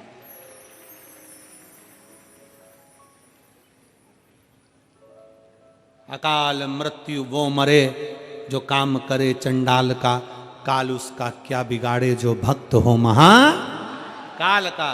काल अधिपति जिसका रक्षक हो, भगवान शंकर की जो आराधना करने वाले हैं, शिव को एक लोटा जल चढ़ाने वाले हैं, शंकर के मंदिर में जाने वाले हैं, शिव की चौखट पर जाने वाले हैं, शंकर की कथा में जाने वाले हैं, शंकर की उपासना करने वाले हैं, श्री शिवाय नमस्तुभ्यम बोलने वाले हैं, पंचाक्षर मंत्र नमः शिवाय बोलने वाले हैं, षडाक्षर मंत्र ओम नमः शिवाय बोलने वाले हैं, त्र्यंबक बाबा का मंत्र का उच्चारण करने वाले हैं, भगवान शंकर की आराधना करने वाले, भगवान शिव की उपासना करने वाले के दरवाजे पर भी अगर काल आता है तो पहले उसके शंकर से आज्ञा लेना पड़ती है कि मैं इसके घर में प्रवेश कर जाऊं, क्या मैं इसके घर में चले जाऊं। इसलिए आप लोगों से कहा था कि अपने अपने दरवाजे पर एक एक स्टिकर लगा दो। क्या? जम के बोलो जरा, श्री शिवाय नमस्तुभ्यं। एक एक स्टिकर लगा दीजिए। गाड़ियों पे भी लिखवा दो श्री शिवाय नमस्तुभ्यं। क्यों? क्या फायदा? दरवाजा बजाने वाला जब दरवाजा बजाएगा, कोई बुरी खबर भी देने के लिए आएगा, उस खबर को देने से पहले दरवाजे पर पड़ेगा श्री शिवाय नमस्तुभ्यं। शिव महापुराण की विद्येश्वर संहिता कहती है कि श्री शिवाय नमस्तुभ्यं बोलने वाले का मात्र मुख का दर्शन कर लो तो हजारों अश्वमेध यज्ञ का फल प्राप्त हो जाता है और हमारे पाप छिन्न हो जाते हैं। जब हम दरवाजे पर श्री शिवाय नमस्तुभ्यं लिखेंगे, कोई आके दरवाजा बजाएगा, दरवाजा जब हम खोलेंगे उसके मुख का भी दर्शन करेंगे तो हमारे को कोई गलत सूचना नहीं मिलेगी, सूचना भी अच्छी ही प्राप्त हो, गलत नहीं मिल सकती। कुछ अच्छा ही मिले। एक पत्र है,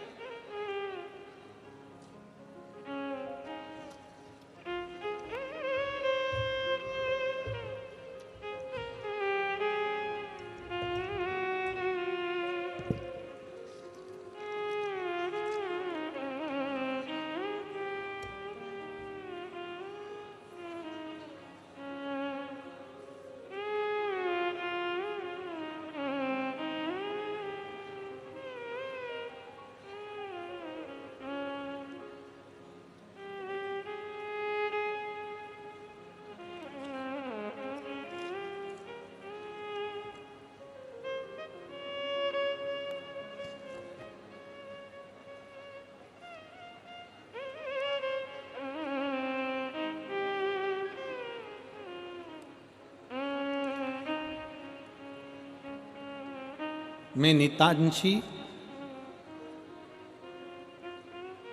मोरती शाहजहांपुर से रहने वाली हूँ।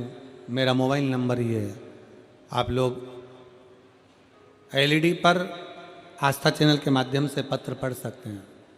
मैं अपने कुबेर भंडारी का क्या वर्णन करूं, मेरा मोबाइल नंबर ये है। हम जब भी सीओर आए हैं तब तक कुछ ना कुछ पाया है। गुरुजी मेरी शादी को 4 साल बीत गए थे। कहीं बैठी हों तो एक हाथ आपके, आप ही लोग हैं, श्री शिवाय नमस्तुभ्यम। आ जाइए, बेलपत्र ले जाना, आ जाओ। बच्चा आया है साथ में, उसको भी ले आओ, ले आइए। जब जब हम सीहोर गए हैं बाबा के धाम में कुछ ना कुछ लेकर आए हैं। मेरी शादी को 4 साल बीत गए। मेरे पति चंदन गुप्ता ने बहुत डॉक्टरों का इलाज दिल्ली, लखनऊ, शाहजहाँपुर सब जगह करवाया, कोई लाभ प्राप्त नहीं हुआ। तब मेरे पति और मम्मी ने मुझे पशुपति व्रत के बारे में बताया। मैंने आपके द्वारा बताए गए व्रत का, आंकड़े की जड़ का दोनों उपाय किया। जब मंदिर जाती तो वहीं बैठकर बाबा के पास बेलपत्र भी रोज खाया करती। मंदिर के दरवाजे पर फिर 2023 में मेरे पापा मम्मी 22 में मेरे पापा और मम्मी पति ने दिसंबर महीने में जाकर संकल्प लिया कि 2023 फरवरी में रुद्राक्ष महोत्सव में जाएंगे। और तब बाबा का ऐसी कृपा हुई कि बाबा ने हमारी झोली खुशियों से भर दी और मेरा गर्भ ठहर गया और बाबा की कृपा से मैं मां बन गई। मैं बाबा को धन्यवाद देने के लिए आई हूं। गुरुदेव 3 महीने बाद ही हम किराए के मकान में रहते थे और बाबा की ऐसी कृपा हुई कि बाबा के धाम पर होकर आए और 3 महीने बाद ही मेरा घर भी मेरे बाबा ने बनवा दिया। गुरुदेव मेरा भाई जो कई सालों से नौकरी के लिए अप्लाई कर रहा था, बाबा की ऐसी कृपा हुई, हम तीसरी बार जब कुबेरेश्वर धाम गए तो मेरे भाई की जॉब उत्तर प्रदेश पुलिस विभाग में लग गई। मैं बाबा को उसके लिए भी धन्यवाद देने के लिए आई हूँ। आज मैं बाबा को यहाँ प्रणाम करने के लिए आई हूँ। ये कृपा शिव की है। एक पत्र और देखिए।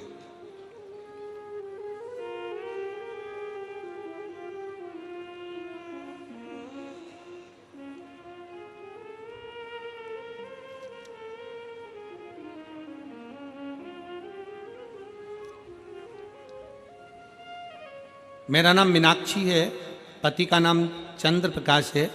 मैं शिवपुरम मेरठ की रहने वाली हूँ। कहीं बैठी हों तो हाथ हिला सकती हैं। शिवपुरम मेरठ की।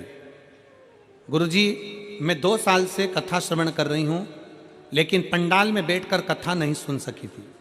नवंबर 2023 में जो कथा आपकी भिंड ददरुआ धाम में हुई थी, वो कथा मैंने पंडाल में बैठकर सुनी थी और बाबा से विनती करी, बाबा मेरा भी घर बन जाए, क्योंकि मेरा घर किराए का था।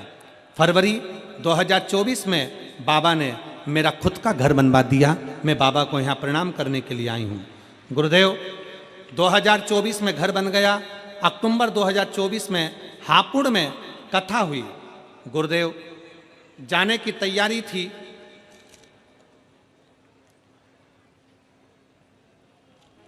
तभी मेरी पोती की तबीयत अचानक से खराब हो गई और हमें मालूम पड़ा कि उसको फिट आना प्रारंभ हो गए।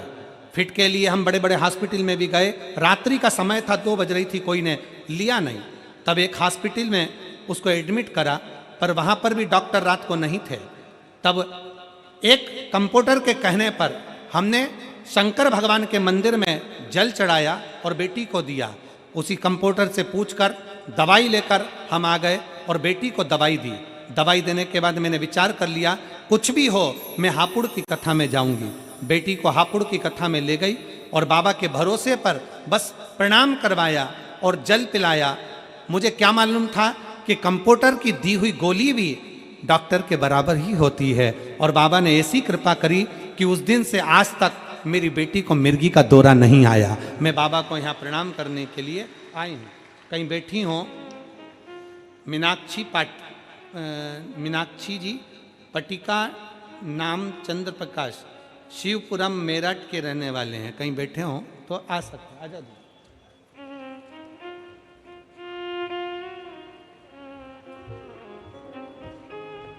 और मैंने तेरे ही भरोसे बाबा, तेरे ही भरोसे हवा विच उड़ती जावांगी बाबा, डोर तो छड़ी ना में कटी जावांगी। भोले मैं तेरी पतन, शंभू मैं तेरी पतन, हवा विच उड़ती जावांगी बाबा, डोर तो छड़ी ना में कटी जावांगी।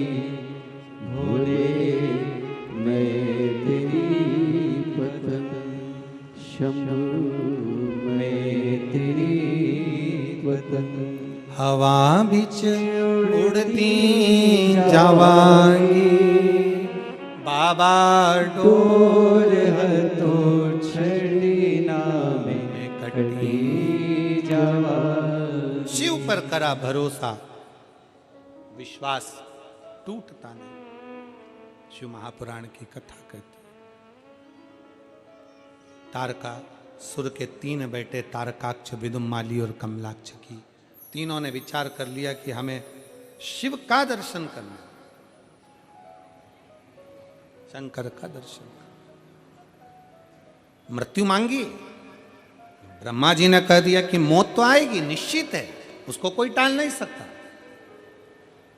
पर इतना जरूर है कि पहले भी कथा में कहा कि एक अटल मृत्यु होती है और 100 बार मृत्यु हमारे करीब में आती है, 100 बार मृत्यु हमारे करीब में आती है। पर तुम्हारे द्वारा चढ़ाया गया 1 लोटा जल वो 100 बार की मृत्यु को टाल देता है।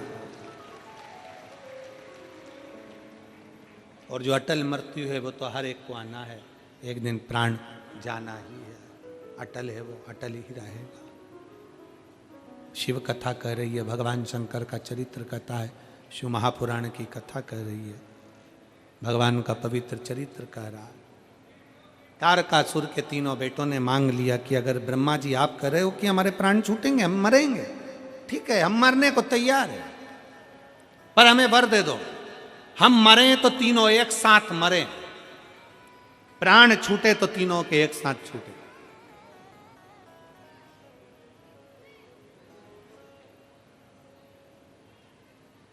ब्रह्मा जी ने कह दिया तथास्तु, तुम तीनों मरोगे तो एक साथ मरोगे, तीनों के प्राण जाएंगे तो एक साथ जाएंगे, तथास्तु। अब तीनों इतने चतुर थे, उन्होंने तीनों ने अपनी अपनी नगरी जो बसाई ना, बहुत दूर दूर बसाई, और तीनों ने बात कर ली कि अपन तीनों कभी एक जगह मिलेंगे ही नहीं, जब मिलेंगे ही नहीं तो मरेंगे ही नहीं। चतुरता है।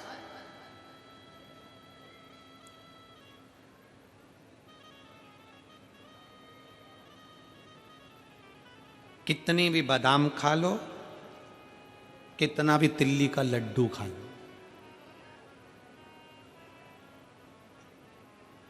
चाहे कितने भी अच्छे ब्यूटी पार्लर में सज लो, कितने, चाहे 2 घंटे तक पेंसिल से लाइन खींचो और फिर डब्बा भर लो, तुम जो करना है सब कर लो, सब।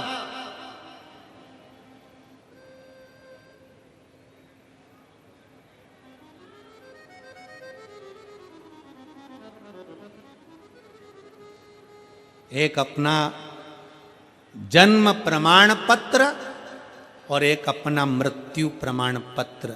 ये कभी भी अपने हाथों में तुम नहीं ले पाओगे, कभी नहीं। जन्म प्रमाण पत्र भी तुम्हारा दूसरे के हाथ में है और मृत्यु प्रमाण पत्र भी तुम्हारा दूसरे के हाथ में होगा। जन्म प्रमाण पत्र से मृत्यु प्रमाण पत्र तक का बीच का जो सफर है, उसमें ऐसे ऐसे प्रमाण पत्र लेने का प्रयास करिए कि वो जिंदगी की सार्थकता सिद्ध कर दे। वो प्रमाण पत्र तुम्हारा, कितना भी सज लो, कितना भी श्रृंगार कर लो, कितना भी बादाम खा लो, कितना भी रसगुल्ला खा लो। होता एक जयपुर की एक बेटी ने हमसे प्रश्न, बहुत पहले की बात, बहुत लगभग 19 साल हो गए होंगे। जयपुर की एक बेटी घंटाघर के पास में रहती, उसने एक प्रश्न किया, गुरुजी मैं कभी बाजार का कोई चीज़ नहीं खाई, गुरुजी मैं कभी बाजार के फैशन में नहीं रही, गुरुजी मैं तो अपनी एजुकेशन की तैयारी में लगी रही, पढ़ती रही, और बाबा ने आज मुझे कॉलेज में प्रोफेसर भी बना दिया गुरुजी, पर एक बात समझ में नहीं आती, मैंने कभी किसी का बुरा नहीं किया, कभी किसी का गलत नहीं किया, कभी मैंने गलत काम नहीं किया गुरुजी, फिर मुझे कैंसर का रोग क्यों हो गया? मुझे कॉलेज में प्रोफेसर भी भगवान ने बना दिया, सारा सुख परमात्मा ने दे दिया। बहुत पहले की बात है, जब जयपुर कथा करने के लिए हम पहुंचे थे, उस समय का क्रम है। गुरुदेव समझ में नहीं आया, मैं कभी बाजार का नहीं खाई, कभी बाजार में मैंने कोई वस्तु ना पाया, कोई खाने का सामान ना खाया, मैं बिल्कुल सिंपल अपने जीवन को जीती थी। एजुकेशन की तैयारी, पढ़ाई की तैयारी करती, खूब पढ़ी, और पढ़कर मैं कॉलेज में, सरकारी कॉलेज में प्रोफेसर भी बन गई, पर गुरुजी भगवान ने मुझे कैंसर जैसा रोग क्यों दे दिया? हमने उस बेटी से, उन दीदी से हमने एक ही बात कही कि दीदी ये आज का नहीं है, आज का नहीं है, ये हमारा पूर्व का। वो एक लाइन आप लोग गुनगुनाते हो ना कि पिछले जन्म के अच्छे कर्म मुझे बाबा तेरा बार मिला, कोई पिछले जन्म के अच्छे कर्म मुझे बाबा तेरा प्यार मिला, जहाँ सारी दुनिया झुकती है, जहाँ सारी दुनिया झुकती है, मुझे वो आली दरबार मिला, दरबार मिला। कोई पूर्व का कर्म, हमारे पूर्व के कर्म का भोग हमको भोगना ही पड़ता है।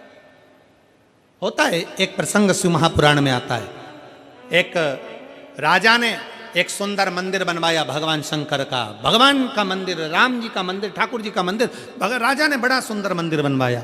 भगवान का मंदिर बनवाकर राजा ने उस मंदिर में एक पुजारी जी को सेवा में लगा दिया, पंडित जी तुम्हें मंदिर की सेवा करनी। पंडित जी सेवा में लगे, महीने की तनख्वाह मिलने लगी। समय आ गया, राजा का लड़का बड़ा हो गया, उसकी शादी हो गई, घर में बहू आ गई। शादी का एक रात्रि हुई, सुबेरे सुबेरे का समय था, बहू की आंख खुली और बहू तैयार होकर बस जाने के लिए बाहर निकल रही थी। उसने राजा के लड़के के पास में पलंग के नजदीक में तलवार रखी हुई देखी, तो लड़की ने, उस बहू ने विचार करा, म्यान तलवार की कितनी सुंदर लग रही है, उठाकर देखती हूँ। उसने तलवार की म्यान को उठाया, वो तलवार अंदर रखी हुई थी। म्यान देखते देखते उसने सोचा म्यान इतनी सुंदर है तो तलवार कितनी सुंदर होगी। उसने जो तलवार निकाली, तलवार की चमक के कारण उसकी आंखें बंद हो गई, बंद हुई, तलवार छूट गई। छूटी तो जो पति सो रहा था उसके गले पर पड़ गई और पति मर गया। राजा का बेटा, इकलौता लड़का राजा का, वो युवराज, राजा का लड़का मर गया। पत्नी ने सोचा कि कल शादी हुई, आज राजा का लड़का मर गया, मेरे ऊपर इल्जाम लगेगा, मुझे फांसी की सजा मिलेगी, मृत्यु दंड मिलेगा, करूं क्या? उस रानी ने तुरंत, उस युवराज की पत्नी ने तुरंत उसके शव को खींच कर ले गई और मंदिर के साइड में एक पौधे के पास में उसको पटक दिया। के साइड में पौधे के पास में पटका।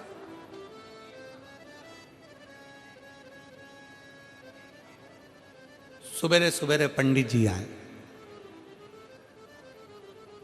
फूल तोड़ रहे थे। उन्होंने उस बॉडी को नहीं देखा, उन्होंने उस शरीर को नहीं देखा, और पत्नी वहीं बैठकर चिल्लाना चालू कर दिया, हाय मेरे पति को मार डाला, हाय रे मेरे पति को मार डाला, इस पंडित ने मेरे पति को मार डाला।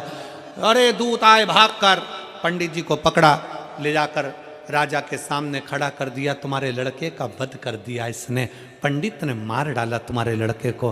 राजा रोने लगा, सिर पीटने लगा, मेरा इकलौता लड़का मर गया, इसको ले जाकर जेल में बंद कर दो। उसको बंद करा। राजा ने अपने लड़के का अंतिम संस्कार करा। दूसरे दिन सभा में बुलाया कि इस पंडित को क्या सजा दी जाए, बताओ, इसने मेरे बेटे को मार डाला, क्या सजा दी जाए।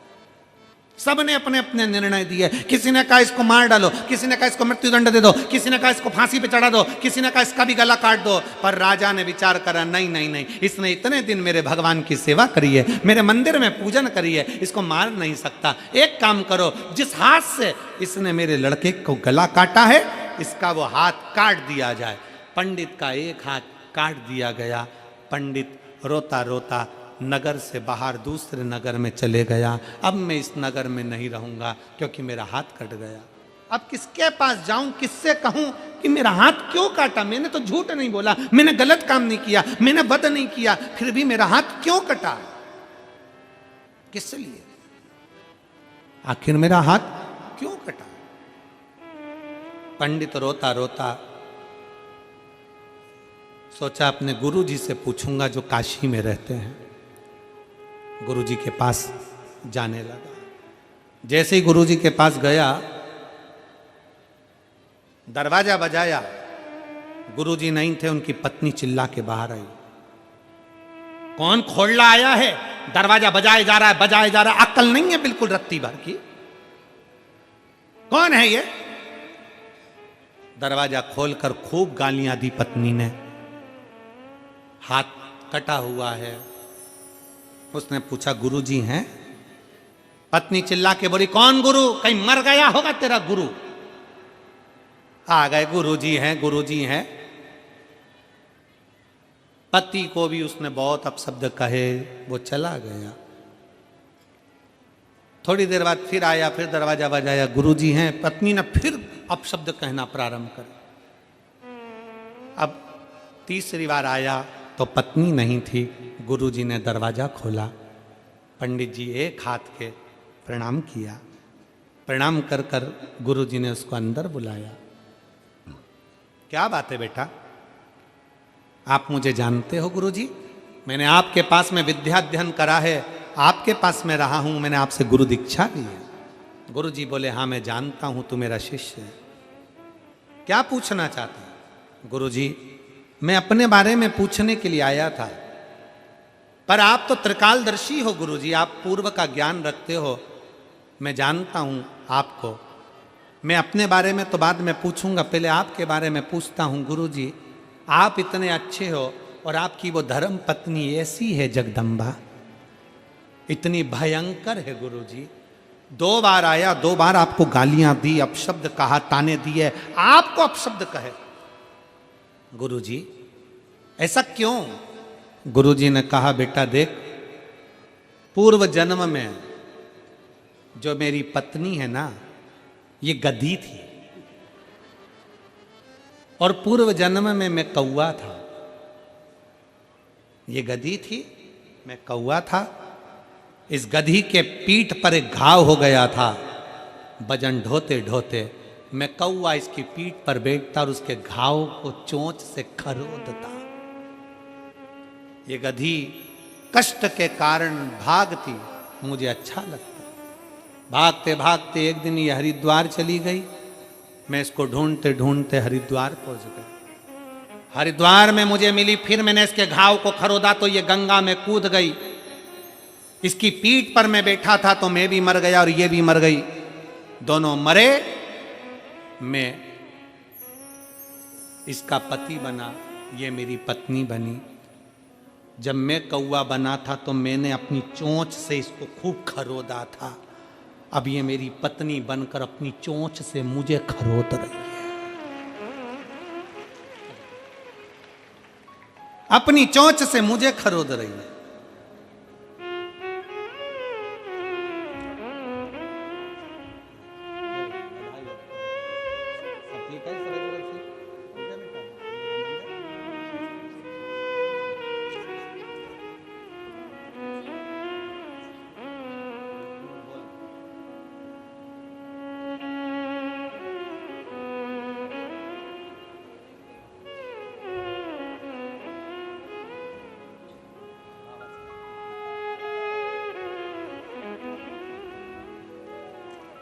पहले मैंने चोंच से खरोदा, अब वो मुझे चोंच से खरोद रही।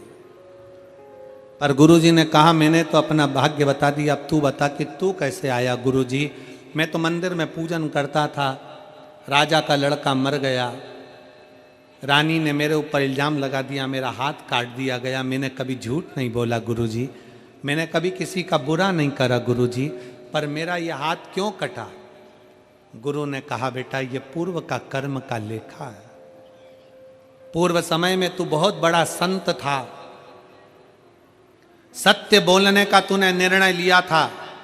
एक वन में बैठकर तू तप कर रहा था, एक कसाई गाय को लेकर जा रहा था, गाय कसाई के हाथ से छूटकर भाग गई।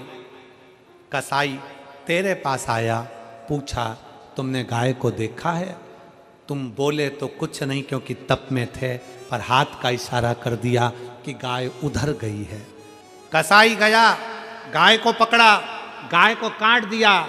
वही गाय रानी बनी और वो कसाई उसका पति बना। तूने इशारा करा था इसलिए तेरा हाथ कटा। तू पंडित बना, उसके मंदिर में पूजन करी, कर्म का भोग भोगना पड़ा।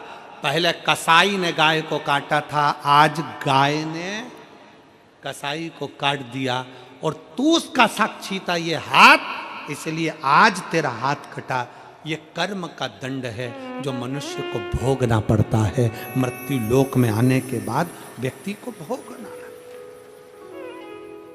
कोई तुमसे कह दे कि मैं तुम्हारे दुख खत्म कर दूंगा, कोई तुमसे कह दे मैं तुम्हारी तकलीफें खत्म कर दूंगा, दुनिया में कोई पैदा नहीं हुआ जो किसी का दुख किसी की तकलीफें खत्म कर दे। दुनिया में केवल कोई पैदा नहीं हुआ, कोई बड़ा सा बड़ा भी अगर कोई आकर कह दे, कोई महात्मा आ जाए, कोई बाबा आ जाए और कह दे मैं तुम्हारा भविष्य बता सकता हूं, मैं तुम्हारा भाग्य बता सकता हूं, मैं तुम्हारा दुख खत्म कर सकता हूं, ना। राम जी के पास भी बहुत सारे भक्त, बहुत संत साधु थे, ना। भगवान कृष्ण के पास भी बहुत थे, ना। अपने कर्म का भोग अपने को काटना है। कोई तुम्हारा दुख नहीं काटेगा। दुख काटेगा तो ब्रह्मलोक में ब्रह्मा, भगवान विष्णु बैकुंठ में, पर मृत्यु लोक में शिव बसा है और पृथ्वी का देव है देवाधिदेव महादेव। जब हम एक लोटा जल समर्पित करेंगे तो एक ना एक दिन हमारा दुख हमारा महादेव काटेगा, जरूर काटेगा।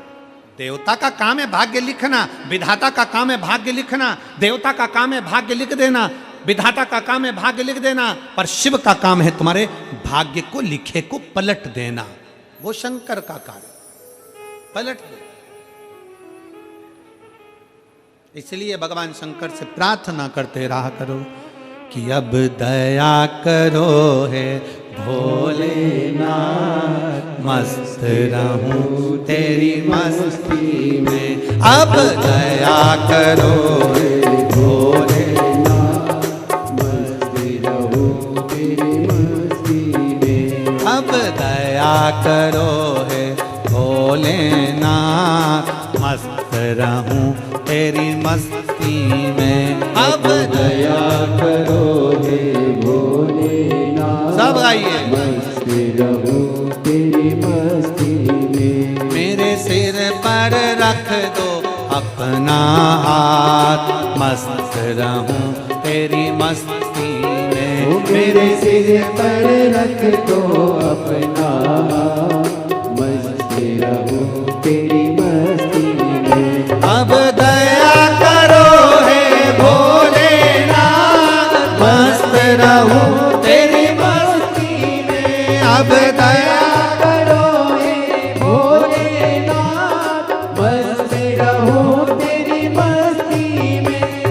मेरे मन में बसे हो भोलेनाथ, मस्त रहूं तेरी मस्ती शंभो। मेरे मन में बसे हो भोलेनाथ, मस्त रहूं तेरी मस्ती में। अब दया करो हे भोलेनाथ, मस्त रहूं तेरी मस्ती में। अब दया करो हे भोलेनाथ, मस्त रहूं तेरी मस्ती में।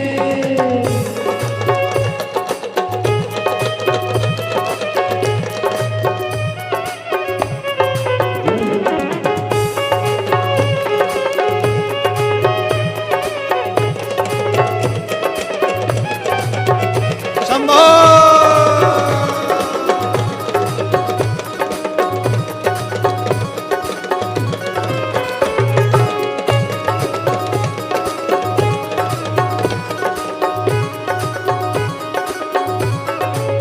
ओ मैं तो झूम झूम के नाचूं आज, मस्त रहूं तेरी मस्ती में।